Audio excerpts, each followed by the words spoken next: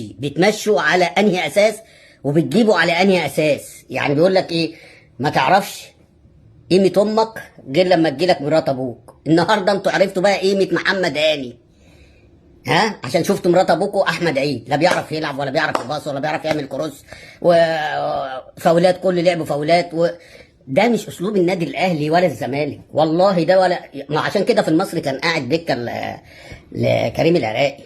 انا ما اعرفش انتوا بتبقوا وتمشوا عمر كمال. عمر كمال اللي لو جبت الاحصائيه بتاعته هتلاقي ان كل ماتشاته هو معدي اهداف محمد هاني اللي متربي في النادي الاهلي، اللي هو بقاله كام سنه بيلعب. كورته عاليه، وراجل بيعرف يجيب جون، وراجل بيعرف يعمل جون، وراجل بينزل في الزناقات دي يخلصها لك. فاكرين ماتش البلديه وماتشات كتيره قبل كده؟ بس انا اللي فاكره ماتش البلديه، لانك انت كنت برضو مغلوب 1-0 وتكسب 2-1. الجون اللي جابه موديست على البتاع، وفي واحد قاعد يغني له ويقول لك ايه اليوم الحلو ده. فاكرين؟ في ملاحظات كتيره النهارده في اداء النادي الاهلي. اولا